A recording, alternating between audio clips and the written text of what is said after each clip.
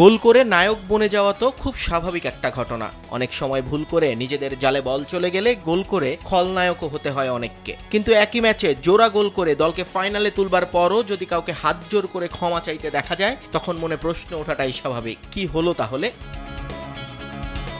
Club বিশ্বকাপের প্রথম সেমিফাইনালেই ঘটেছে এই ঘটনা। দুর্দান্ত 2 গোল করে দলকে ফাইনালের মঞ্চে তোলা হুয়াও পেদ্রো ক্ষমা চাইলেন সমর্থকদের কাছে। না, তিনি চেলসি নয়, ক্ষমা চেয়েছেন ফ্লুমিনেন্সের কাছে। কি অবাক হচ্ছেন? অবাক হওয়ার কিছু নেই। এই ফ্লুমিনেন্স হাজারো ব্রাজিলিয়ান ফুটবলারের মতোই পেদ্রোরও আতুর ঘর। এখানেই হয়েছিল তার ফুটবলের হাতেখড়ি, তাই তো গোল করেও এই নিষ্প্রাণ উদযাপন।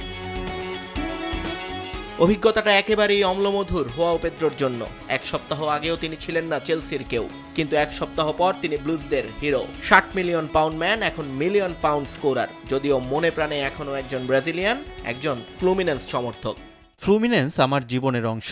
তারা আমাকে সবকিছু দিয়েছে, পুরো বিশ্বের সামনে আমাকে পরিচিত করেছে। আজ আমি যা কিছু তার পুরোটাই ফ্লুমিনেন্সের কারণে। তাদের কাছে আমি কৃতজ্ঞ।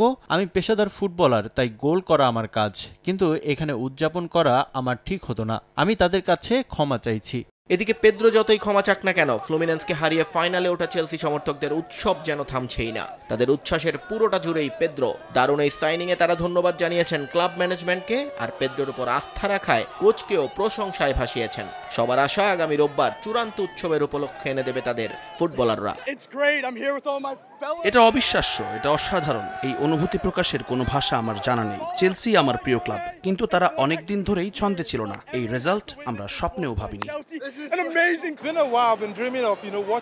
এটা অবিশ্বাস্য। এরকম কিছু হবে কে ভেবেছিল? পেদ্রো আমাদের সেরা ফুটবলার, সে মানুষ হিসেবেও দুর্দান্ত। আমরা এখন চ্যাম্পিয়ন হতে চাই। চেলসির একটা লাইভ ম্যাচ দেখার জন্য অনেক দিন ধরেই চেষ্টা করছিলাম। এরকম একটা ম্যাচ শেষ পর্যন্ত দেখতে পারবো ভাবতেও পারিনি। পেদ্রো অসাধারণ ফুটবলার, তাকে যারা দলে নিয়েছে তাদের ধন্যবাদ জানাই। ক্লাব বিশ্বকাপের ফাইনালে রিয়াল মাদ্রিদ বা পিএসজির মুখোমুখি হবে ইংলিশ জায়ান্ট চেলসি। নিয়ন মোহাইমেন, সময় সংবাদ।